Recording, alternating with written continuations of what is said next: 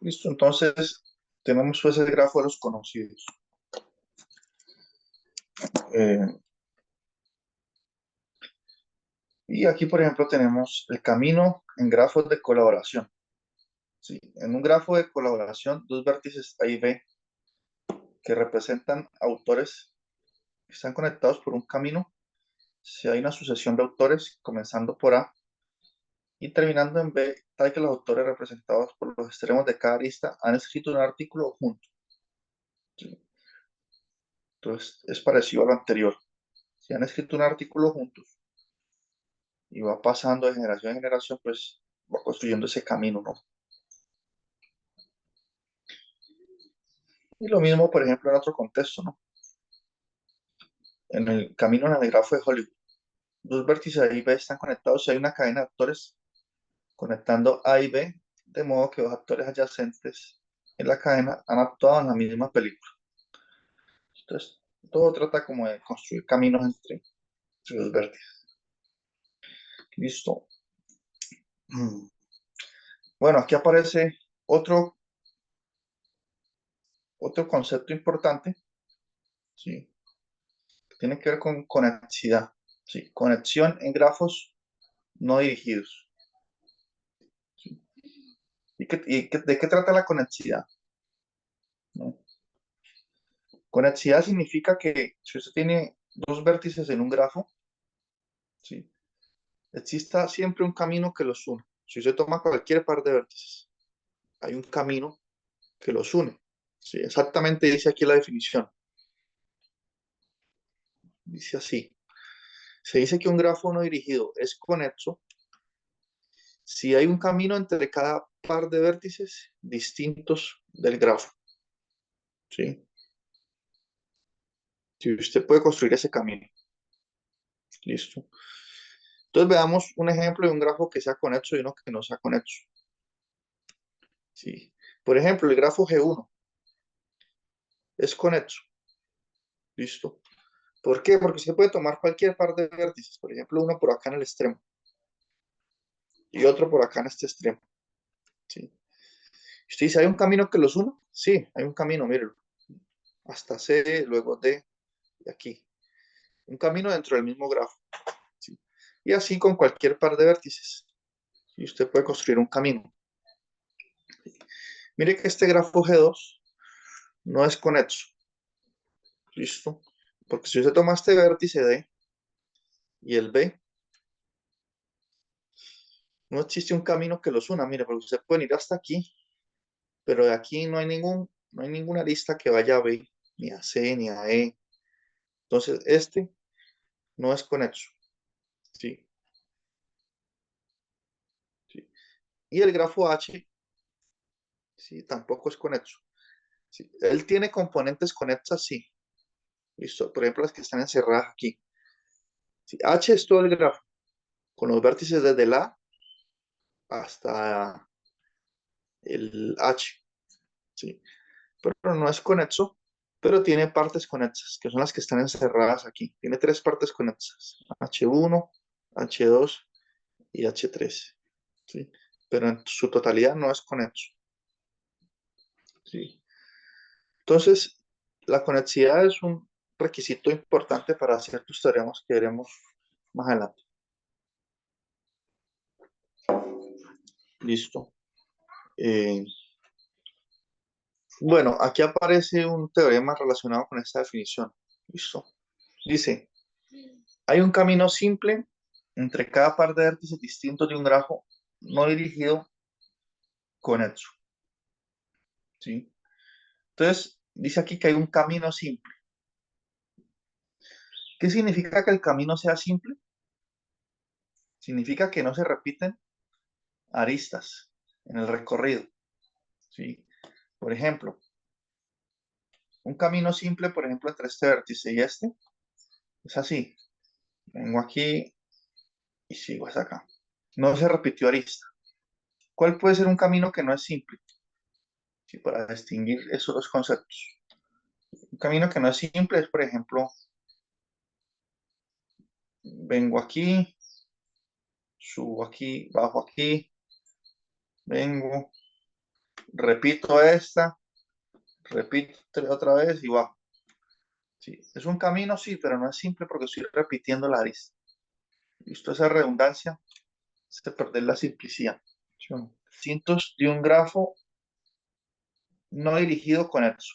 Entonces, ¿qué pasa aquí con la demostración de este resultado? Mm, Sucede, pues, que por el hecho de que el grafo es conexo, ¿sí? Si se toma cualquier par de vértices, U y B, va a existir el camino. Existe camino. ¿Por qué? Porque esa es la definición de conexidad, ¿sí? Entonces, la conexidad garantiza la existencia del camino. Ahora, la conexidad no dice que el camino tenga que ser necesariamente simple, ¿sí? La conexidad dice que sea conexo significa que hay un camino. Entonces, no necesariamente simple, ¿sí? Y aquí el teorema dice que existe un camino simple. Entonces, ¿qué podemos hacer nosotros? Nosotros podemos decir, bueno, por conexidad existe un camino C, ¿sí? Si ese camino es simple, pues bien, ya terminé la demostración. Si no es simple, ¿sí? Si no es simple, ¿qué podríamos hacer?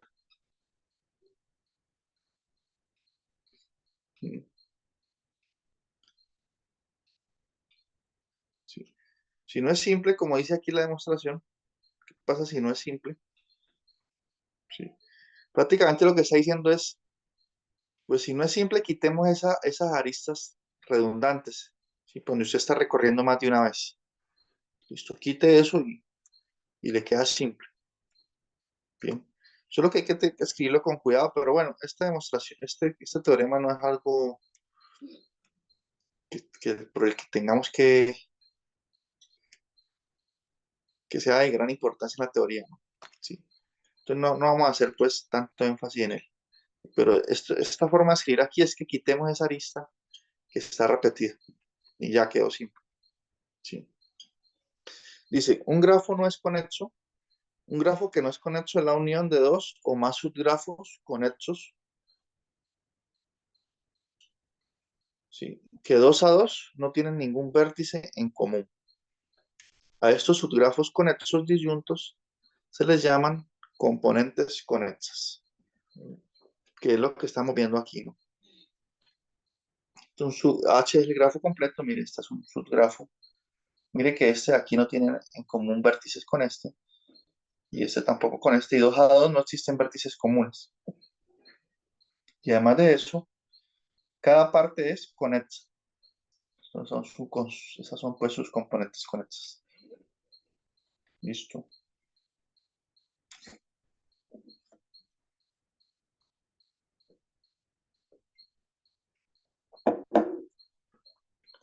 Bueno,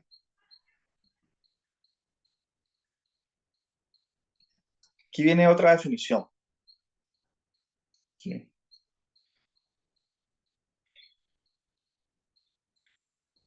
Que tampoco es que sea, para lo que vamos a ver aquí en el curso, no es un concepto que vamos a utilizar demasiado, pero podemos verlo.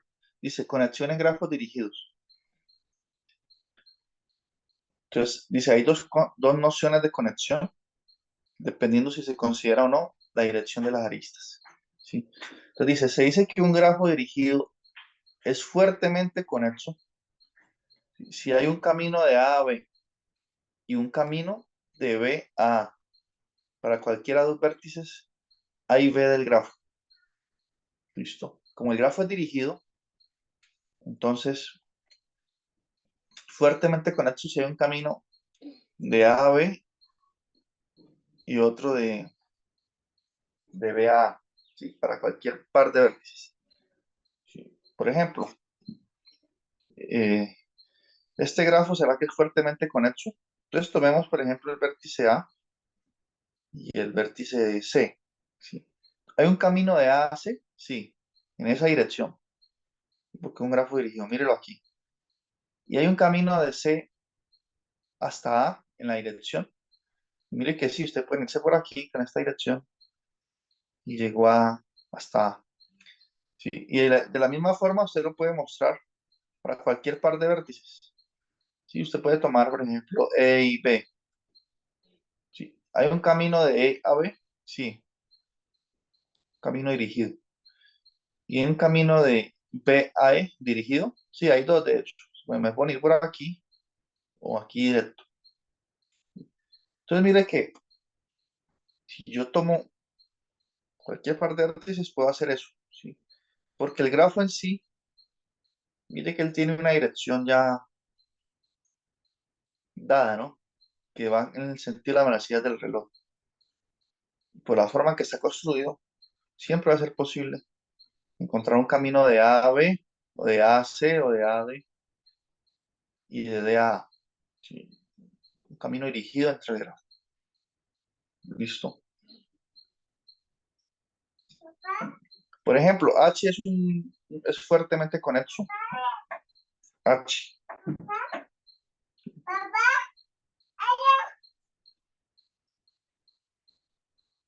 Y por ejemplo, entre estos dos vértices, B y D, ¿cierto? Hay un camino de D a B, ¿cierto? Así. Mírelo aquí, directo.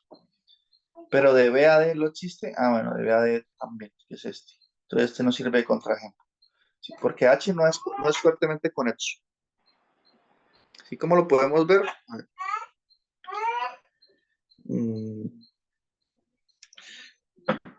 por ejemplo, aquí hay un camino de E hasta A, ¿cierto? De E hasta A, pero de A a E no hay. Sí, porque aquí las flechas van entrando en A. Y aquí también. Entonces no hay un camino en el sentido contrario. Entonces por eso este no es fuertemente conexo, ¿cierto? Sí. Bueno, este ejemplo aquí tiene que ver con unas redes informáticas, pues de comunicación. Lo pueden revisar, pero no es tanto, no es tan importante.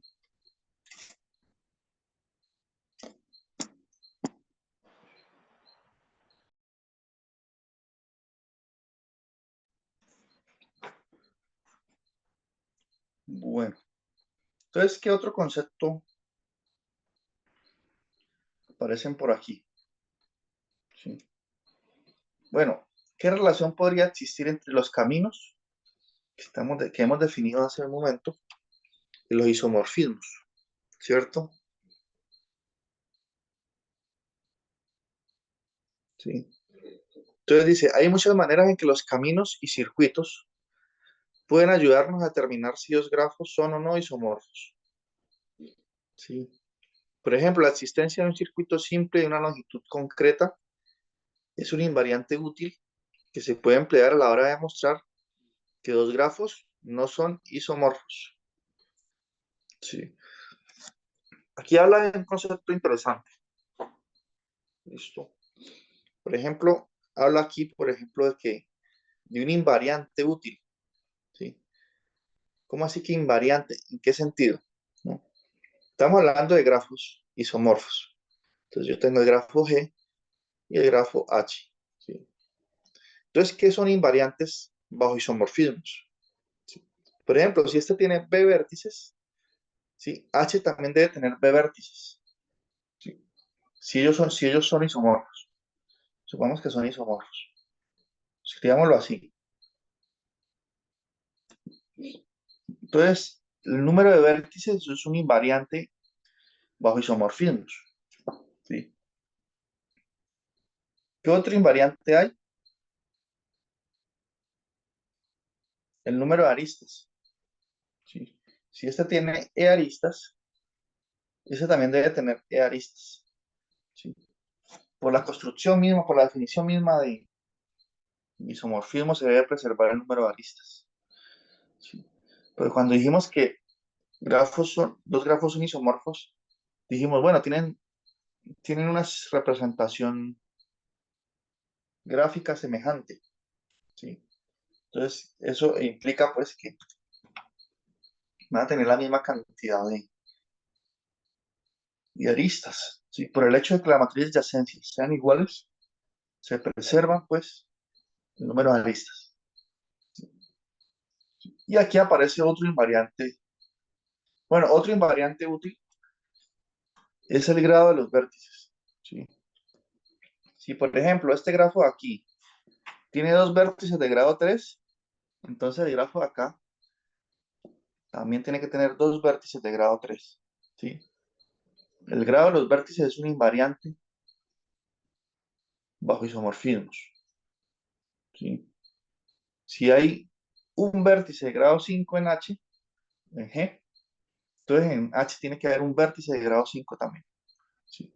¿Y por qué todo eso? Porque las matrices de adyacencia son iguales y la matriz de adyacencia tiene que ver con todo eso, con el grado, con los vértices, con el número de aristas. Si algo de eso cambia, entonces dejan de ser isomorfos. Sí, todos esos tres son invariantes. Pero aquí también dice que hay unos invariantes adicionales que se definen a través de los caminos, ¿sí? Por medio de circuitos, ¿sí? La existencia de un circuito simple de longitud concreta. Por ejemplo, que aquí hay un circuito simple de longitud 3, aquí también tiene que existir uno de esos. Entonces los caminos también nos ayudan a decidir si grafos son isomorfos o no. ¿Sí? Usted dice, ah, este tiene un camino de tal longitud y este aquí no. Entonces ya falló, ¿cierto?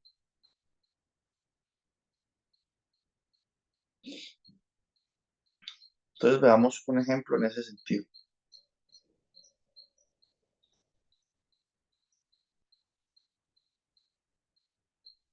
Entonces dice, figura 6.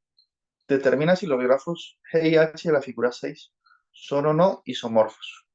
Veamos cómo se dan cuenta de eso, ¿sí? Entonces estos grafos, ¿verá que son isomorfos? Entonces miren el argumento que ellos dan.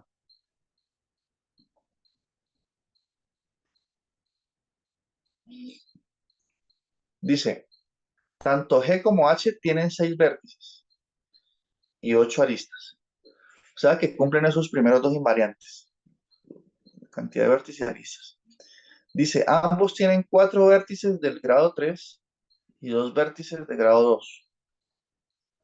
Por lo tanto, los tres invariantes, que son número de vértices, número de aristas y grado de los vértices, coinciden en los dos grafos, ¿sí?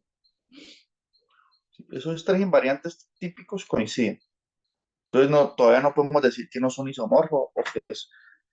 Bueno, aquí es importante decir algo, que coincidan los tres invariantes no significa ya que son isomorfos, ¿sí?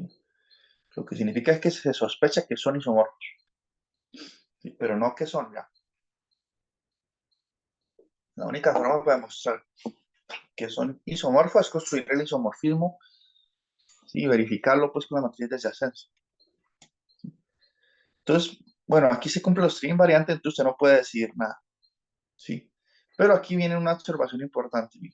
Dice, sin embargo, H contiene un circuito simple de longitud 3, a saber, B1, B2, B6, B1. Entonces veamos, B1, B1, B2, B6, B1, ¿sí? Entonces ahí tenemos un circuito de longitud 3. Sí, mire. Ahora la pregunta ¿es posible construir un circuito de longitud 3 en G? Y mire que no es posible, porque si usted trata de hacerlo aquí, mire, tengo que ir aquí, si quiero volver, me queda un circuito así, pero en longitud 4. Y en todos los casos que usted intente, le van a quedar circuitos de longitud 4, ¿sí? Entonces aquí hay uno en longitud 3 y aquí uno en longitud 4. Y aquí no es posible jamás construírselo de longitud 4. Conclusión, no pueden ser isomorfos esos dos grafos. ¿Listo? Y mire que el descarte se dio por medio de un camino, ¿sí? Ya que los caminos son un invariante eh, bajo isomorfismos. ¿sí? Ese hecho se deja como ejercicio, dice el libro, ¿sí? La demostración que esto es un invariante se deja en el problema 44 al final de la sección. Tendríamos que ver si nos dan alguna pista allí para hacer esa demostración, ¿no? Pero se deja esa herramienta y ese hecho, ¿sí? De que los números de arista, el número de vértices y el grado son invariantes bajo isomorfismos junto con la existencia de caminos simples de una longitud dada. Si alguno de esos invariantes falla, no pueden ser isomorfos los grafos. Bien. Bueno, ahorita pasemos. Este ejemplo se deja para que lo analice también, parecido a este aquí. Si son isomorfos o no. Bien. Pero bueno, ahora pasemos a otro tema que tiene que ver con caminos también, pero usando matrices de adyacencia. Listo. Lo que le comentaba yo desde el inicio de la reunión. Entonces dice aquí, el número de caminos que hay entre dos vértices de un grafo se puede determinar usando su matriz de adyacencia. Mire, sí. Entonces, inmediatamente nos presentan este interesante resultado. ¿Listo? Que dice lo siguiente. Sea G un grafo y sea A su matriz de adyacencia, ¿sí? Con respecto a esta ordenación de los vértices. ¿Sí? Sí, porque recuerde cuando uno construye la matriz de adyacencia, usted puede darle el orden que quiera a los vértices. ¿Sí? A veces los vértices están enumerados como B1, B2, B3. Entonces ya hay un orden ahí preconcebido. O a veces está con el orden del alfabeto, A, B, C, D. ¿Sí? Pero entonces usted puede definir un orden y construir su matriz. ¿Sí? B1, B2, hasta Bn, y acá también. Y ahí construye la matriz como expliqué antes, ¿cierto? ¿Sí? Entonces aquí dice que A, la matriz del teorema A, se construye a partir de ese orden que está allí. ¿Sí? Porque si usted cambia el orden, cambia la matriz. ¿Bien? Sí. Mire que se admiten aristas dirigidas o no dirigidas, aristas múltiples o bucles. ¿Sí? Nosotros vamos a trabajar solo con grafos simples. Entonces dice aquí, el número de caminos distintos, mire lo interesante, de longitud R del vértice BI a BJ, ¿sí? Del vértice BI a BJ, ¿sí? Me está contando cuántos caminos hay, porque este puede ser un camino, y por acá puede existir otro, y por acá puede existir otro más directo, y por acá otro así, ¿sí? Dentro del grafo. Entonces, ¿pero qué? Dice, el número de caminos distintos de longitud R. ¿Sí? Todos los caminos tienen la misma longitud R. ¿Sí? Es igual al elemento en la posición IJ, ¿sí? De la matriz A la R. ¿Sí ve usted? Entonces usted eleva a la R. ¿Sí? ¿Qué significa esto? Que es multiplicar A por sí misma R veces A por A. Y esta matriz, esta multiplicación, ¿por qué se puede hacer? Porque A es una matriz cuadrada. ¿Sí? A va a ser una matriz de N por M. Entonces usted puede hacer esta multiplicación. A por A por A, R veces. R veces. ¿Sí? R veces. Sí, entonces si usted mira la posición IJ, ¿sí? Bueno, piense que por aquí está la fila I, por aquí la columna J. ¿Sí? Esto que está aquí va a ser un numerito. Eso va a ser un número. Y ese número, ¿qué es lo que está contando? El número de caminos de longitud R que hay entre el vértice I y el vértice J. ¿Sí? Entonces es una herramienta importante. en el conteo de los caminos. ¿Listo? La matriz de adyacencia. ¿Sí? Entonces, un resultado chévere, un resultado interesante. Bien. La demostración de este resultado, ¿cómo se hace? Se hace por inducción matemática. ¿Listo? Inducción sobre R. ¿Sí? No quiero entrar en los detalles de la demostración, pero voy a dar una idea de cómo se hace. ¿Listo? Entonces dice, demostremos el teorema por inducción. Se hace el grafo con la matriz de adyacencia A. ¿Sí? Entonces dice, el número de caminos. ¿Sí? Vamos a ver que, o sea, vamos a mostrarlo por inducción. Entonces vamos a ver que para A elevado a la 1, ¿sí?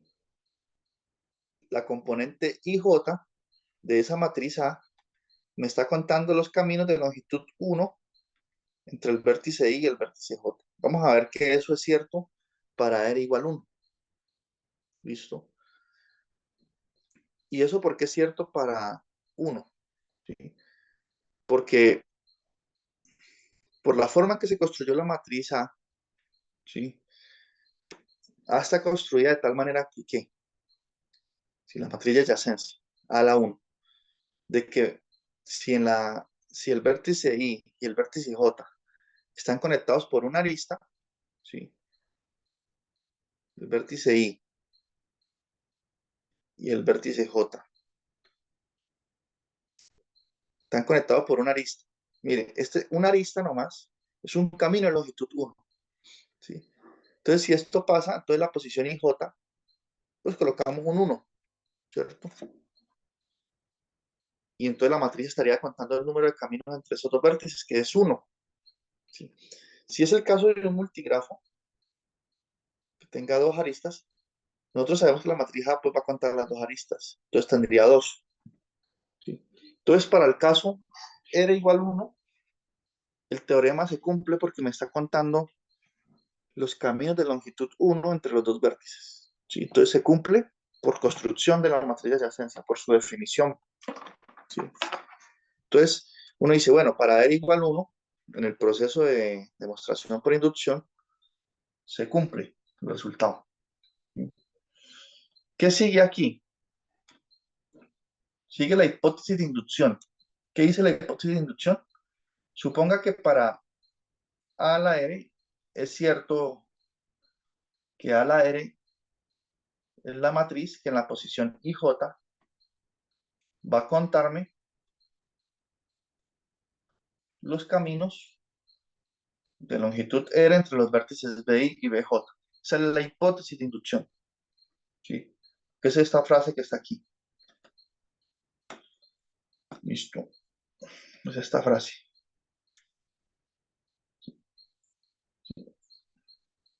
Ahora, cuando uno tiene la hipótesis de inducción, ¿qué es lo que debe hacer? Vamos a analizar qué pasa con la matriz A elevada a la R más 1, a ver si cuenta lo mismo, ¿sí? Entonces, como yo quiero usar la hipótesis de inducción, yo sé por propiedades de multiplicación de matrices, propiedad asociativa, que A a la R más 1 se puede escribir como A a la R por A, ¿sí? Entonces, yo tengo dos matrices y yo quiero ver la componente IJ de esa multiplicación, ¿quién sería? ¿Sí? Porque yo quiero interpretar este numerito que está diciendo en esta matriz, ¿sí? Entonces, usted suponga que esta es la matriz A a la R, ¿sí? Y esta es la matriz A, ¿cierto? Entonces,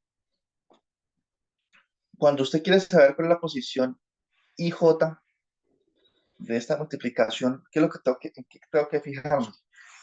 Sí, tengo que fijarme en la fila I de A a la R y en la columna J, ¿sí? Esta es la fila I y esta es la columna J, ¿sí? Cuando yo multiplico la fila I de A a la R con la columna J de A, me va a dar exactamente la componente IJ del producto de ellas dos, pues, de A a la R más 1, ¿sí? Porque así se definió la multiplicación de matrices.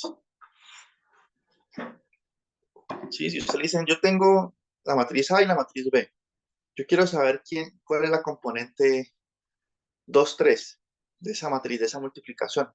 Entonces, ¿usted qué hace? Busca la fila 2 de A, la multiplica con la columna 3 de B, y eso me da el numerito que está en la posición 2 3, porque así se definió la multiplicación de matrices. Entonces, la multiplicación de esta fila la vamos a anotar así, como la fila BI1, BI2, BIN, ¿sí? Y la columna J va a ser A1J, A2J, A3J, ANJ, ¿sí? Entonces, cuando yo multiplico esta fila con esta columna, me va a quedar exactamente esta expresión que está aquí, esta suma, ¿cierto? Claro, el libro no especifica eso, el libro hace unas demostraciones que no especifica bien, pero eso es lo que está pasando. Ahorita nos tocaría analizar e interpretar esa suma, ¿sí? Porque esta suma, ¿qué sentido debe tener? ¿Sí? Esta suma me tiene que estar diciendo cuántos caminos de longitud R más 1 existen entre el vértice I y el vértice J. ¿Sí? Eso es lo que está diciendo, tiene que estar diciendo esta suma. Entonces veamos que en efecto dice eso. Entonces miren ustedes. Pensemos en estos dos, ¿sí? Pensemos en esta componente. BI, voy a escribirlo acá para que se vean mejor los subíndices porque son importantes ellos. BI1 A 1 J, ¿sí? ¿Sí? Entonces fíjese usted que esta componente BI1 es de la matriz a la R, ¿sí? Entonces esto me está contando ¿qué? Me está contando el número de caminos, ¿sí? Porque por la hipótesis de inducción, me está contando el número de caminos entre el vértice I y el vértice, bueno, el vértice I y el vértice 1, ¿sí? Me está contando ese número de caminos por la hipótesis de inducción, ¿sí? Porque esta componente es una componente de A a la R, ¿sí? ¿Y qué me está contando A1J? A1J, como es una componente de la matriz A, ¿sí? Me está contando el número de caminos. Bueno, esto de longitud, lo escribir así, R, ¿sí? Número de caminos entre BI y B1 de longitud R. Y aquí, número de caminos de B1 a BJ, ¿sí? ¿Sí? De longitud 1, porque esta es una componente de la matriz A a la 1, pues, con caminos de longitud 1, ¿sí? Entonces, ¿qué pasa si yo multiplico esos dos números? ¿Sí? Por ejemplo, digamos que A1J, perdón, es 3. Entonces, lo que está pasando es lo siguiente. Voy a escribir aquí. BJ, yo estoy colocando un intermediario allí. BJ, no, aquí sería A1J, sí. Esto es un BI, ¿no? Esto es BI, sí. Y me estoy, con esta BI, B1, sí. Entonces, mire, BI1, este número me está contando todos estos caminos de longitud R entre ellos dos, ¿sí? Y el A1J me está contando todos los caminos de aquí hasta BJ, ¿sí? Si yo multiplico todos esos números, O sea, si multiplico B con A, me va a dar el número de caminos entre BI y BJ de longitud R más 1, porque hasta aquí yo sé que tiene longitud R. Y si le agrego este camino que tiene longitud 1, me quedan todos los de longitud 1. ¿Sí? Yo estoy contando, ¿sí? Porque yo me puedo ir por este camino y puedo tomar una de estas vertientes. Aquí, o puedo irme por, llego hasta B1 y me voy por este. ¿Sí? Entonces, esta multiplicación me va a dar todos los caminos de longitud R más 1 entre BI y BJ. ¿Sí? ¿Sí? ¿Qué pasan? Ojo aquí. ¿Qué pasan por B1? ¿Sí? Ahorita la otra componente que me va a dar lo mismo. Todos los caminos de longitud R más 1 que pasan por B2, porque aquí ya el índice es 2. Y así sucesivamente. Todos los caminos de longitud entre BI y BJ. ¿Sí? Mire que estos dos están fijos aquí. BI y BJ. Solo cambio el vértice intermediario aquí. El último vértice lo cambio por B1, B2, B3, hasta Bn. ¿Sí? Y voy contando. ¿Sí? Entonces, al hacer eso, estoy contando todos los caminos entre BI y BJ. ¿Sí? De longitud R más 1, porque conté todos los intermedios. ¿Sí? Entonces, mire que esta componente IJ exactamente cuenta lo que queremos. Vuelvo y repito, todos los caminos entre BI y BJ de longitud R más 1. ¿Sí? ¿Por qué? Porque estamos pasando, mire, esos productos para todos los posibles vértices intermedios, BK, se tiene el resultado en virtud de la regla de la suma. Bueno, listo. Entonces ahí se acabó la demostración. Entonces, esa matriz tiene esa interpretación. Me parece un resultado interesante en cuanto usa la matriz de adyacencia allí. Si vemos su potencial, digamos. ¿Sí? Vemos el potencial de usar matrices para representar grafos, ¿sí? Ya que permiten contar caminos. Listo. Un ejemplito. ¿Sí? Dice aquí, ¿cuántos caminos de longitud 4 hay entre A y D en el grafo de la figura? Entonces, mire, este es A y este es D. Entonces, la pregunta de cuántos caminos de longitud 4. ¿Sí? Primero se dibuja su matriz de adyacencia siguiendo el orden alfabético. A, B, C, D. A, B, C, D.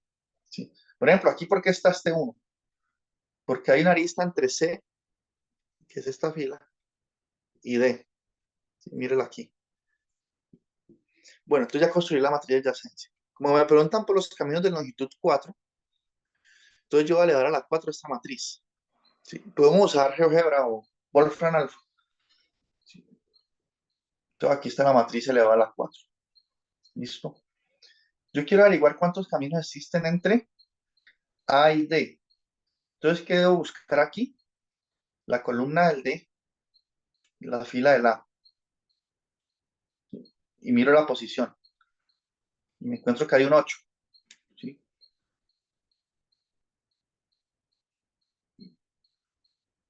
Entonces, ¿qué significa eso? Que existen exactamente 8 caminos, como dice aquí, de longitud 4 entre A y D. ¿Sí? Y aquí nos dicen por inspección, miren que esos caminos son tales y tales. ¿Listo? Entonces, así se usa el teorema.